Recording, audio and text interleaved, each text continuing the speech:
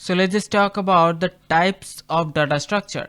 So we have two types of data structure. We have the linear data structure and we have the non-linear data structure. So the linear data structure where elements are arranged in a sequential order.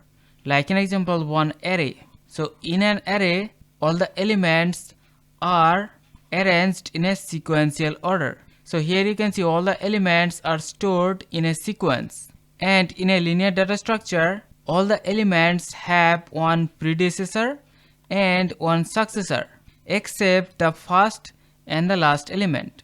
So these are the properties of the linear data structure. So some of the examples of the linear data structure are, of course, we have this array. Also we have the linked list, we have the stack, and also we have the queue.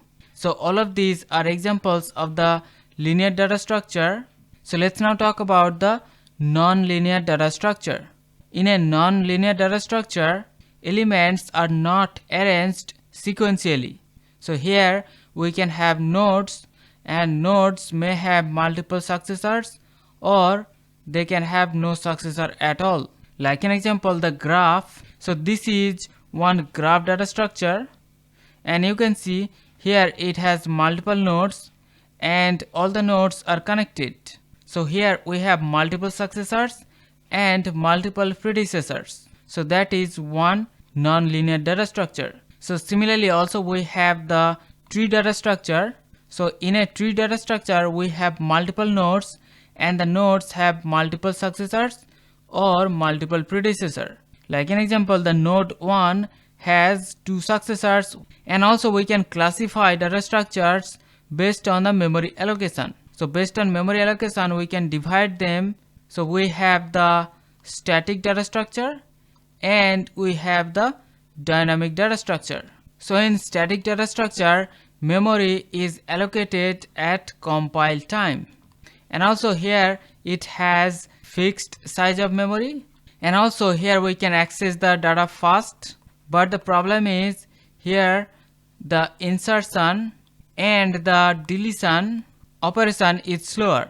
So like an example, we have the array. So array has the static memory allocation, because whenever we create one array we have to specify the size of the array, and also in one array the data access can be faster, but it has the slower insertion and deletion operation. So on the other hand we have the dynamic memory allocation. So here the memory is allocated at runtime during the execution. Here we have the flexible size, that means the size that can be modified later.